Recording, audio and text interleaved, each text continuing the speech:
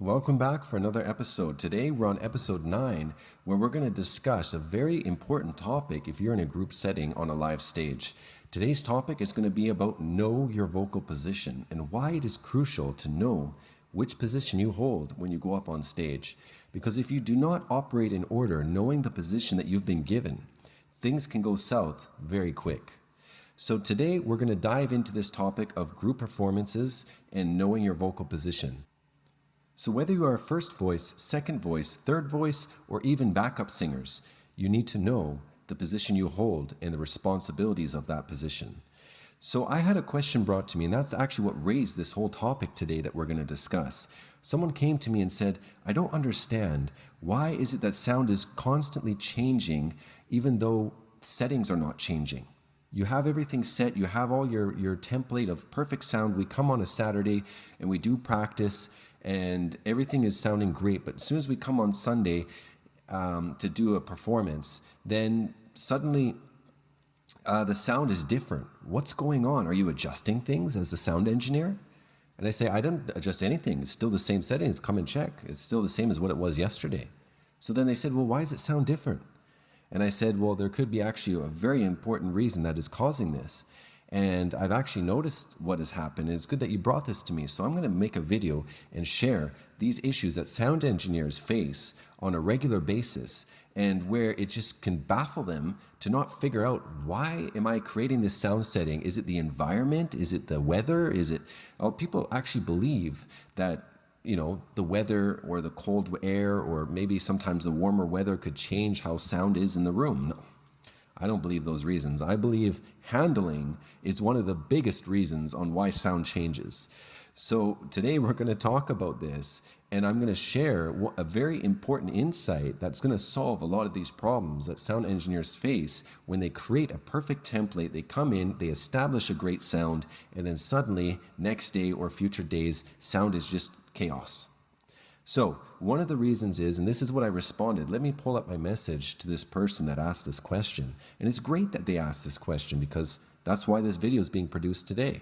So this question was brought to me, and this was my answer. Why sound changes and it's not consistent? One of the biggest issues when someone creates a template and the sound is established, one thing that causes it to change is how it's handled on stage. If you have a group performance, before I read my comment here, if you have a group performance and that group performance is using a dedicated certain microphones for that day, and they end up switching the microphones for the next day, different people have different vocal strengths. And if they're not using the right vocal for the position that they've been given, and now let's say they try to maintain that position. So there's two things. One is they can try to maintain that position and on a different microphone than they used the previous day. Well, that would be one issue. Another reason is they're not holding the proper position and using the microphone in the wrong position. So this is two things that can cause sound disruption.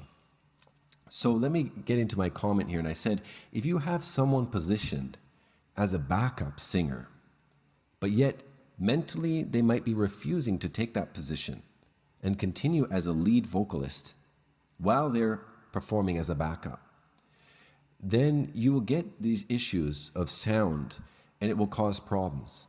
If they are not willing to back up and then support the leader, rather they choose to overpower the leader, this will raise one of these issues.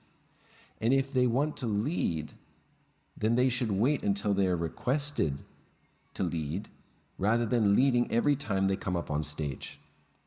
So you will notice that they have a standard of which they want to have their voices heard. A lot of performers on stage, they have a certain standard on which they want to have their voices heard. And that standard can often be a conflict for sound engineers, because if they are being given a certain position and the sound engineers try to maintain that structure of sound for a group performance, and then they counteract that by wanting to have their voices heard. So when the sound engineer reduces the volume from that person who is just overpowering and not getting the hint that they need to tone it down a bit because they're now stepping above the lead singer, they will end up counteracting by singing closer to the mic and causing more unclean sound to be produced. So it ends up actually creating worse situations for the recording even, because now the mic is starting to clip and create distortion. So as they counteract by singing closer to the microphone, because they start to realize their voice is not being heard or the volume has been reduced, it creates more unclean sound. So rather than just accepting this fact that the sound engineer is turning them down to structure and rebalance that sound, that they are being turned down for a reason, they, which are performers on stage, must understand the positions which they hold each time they go up on stage. So, and if the lead singer decides to lead softly, here's another issue that rises up. If a lead singer decides to lead softly, I can't then raise the microphone past the decibel limit, which will then cause feedback. It takes either the decision of the lead singer to increase their vocals, then for the backups to cooperate in unity with the lead singer to support them by reducing their vocals. But if the microphones have been set up to maximum volume by the sound engineer, which is allowed in the room, which is now managed by professional microphone handling, that can't be increased even more. So what I'm trying to say here, and that was my comment, that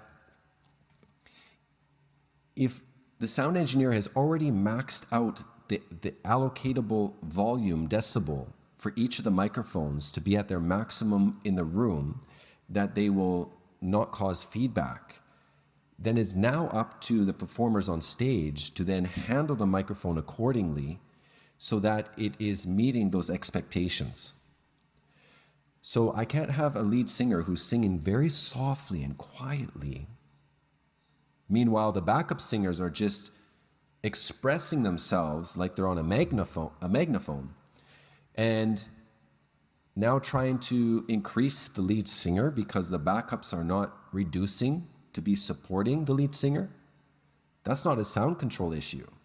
That's a structural issue for group vocalists that have to get sorted out and understanding your position on which you're holding. So likewise, lead singers, if they're choosing to sing softly, the backups need to discern this right away and pick up on it and reduce their voice so the lead singer is always above the backups. If the lead singer now decides to be very loud, then the backups are too soft. Well, now the backups need to pick themselves up so that they are now catching up to support and back up the lead singer.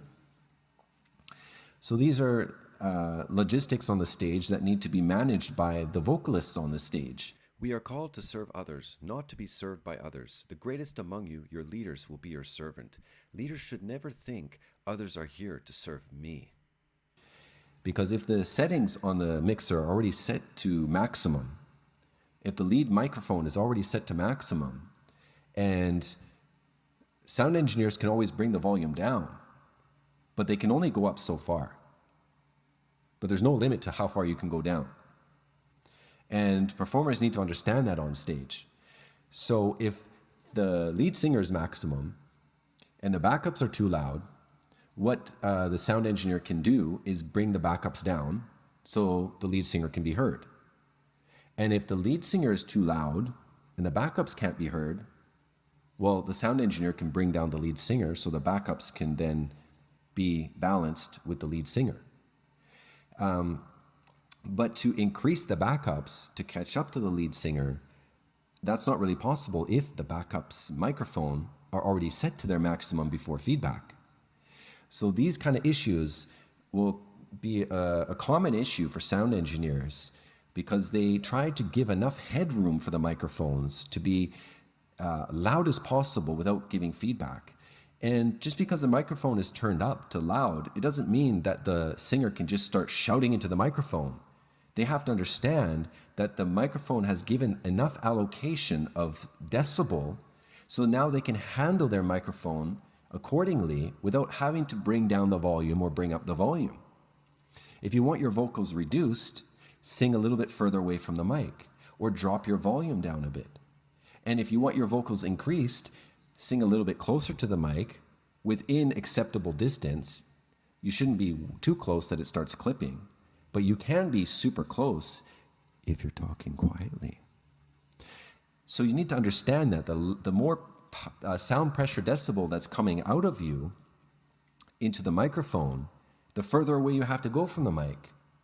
The more powerful your vocals are, the further away you go. The more softer your vocals are, the closer you can go. And you control your volume by doing it this way.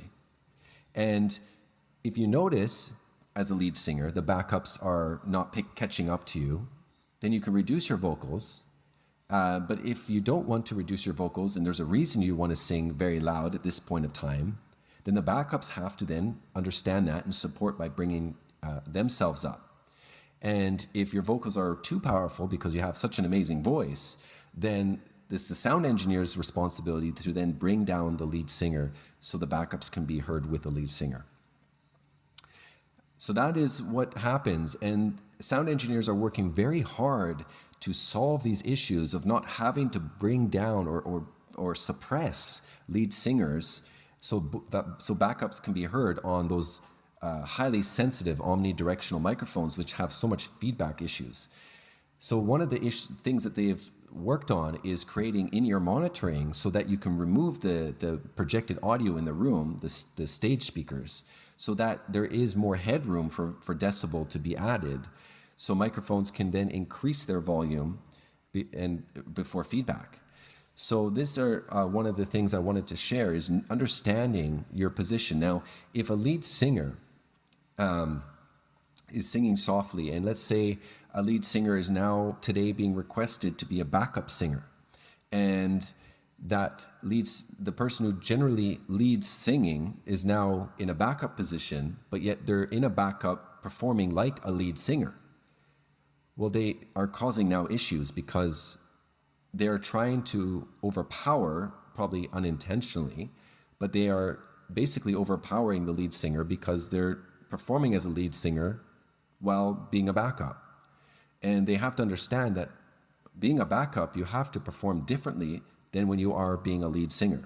Just like if you were to be second voice, third voice, fourth voice, all the way up to backup, that you have a certain position, and that position is to be structured in a certain decibel so that the lead is always going to be lead.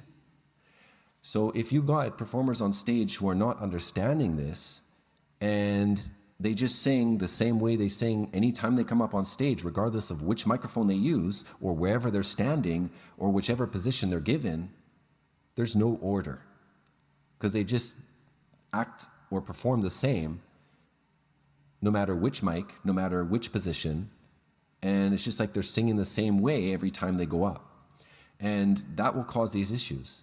So one way of solving them is professional microphone handling and understanding your position which you're given on stage so that you can hold that position and operate it in the right order so that everything in the sound space can be structured properly. So I want to thank you for joining me here on this episode, and I hope that has brought some good insight for performers on stage so they can kind of meditate on this knowledge and say, well, next time I go up on stage, I'm going to really try to understand the position that I'm given, and I'm going to learn to sing according to that position. So if I'm placed in lead, I will now sing like lead. If I'm placed in second, I will sing like second. And if I'm placed as a backup, I will understand the responsibilities of a backup and what's required of being a backup. And I will not be a lead singer as a backup.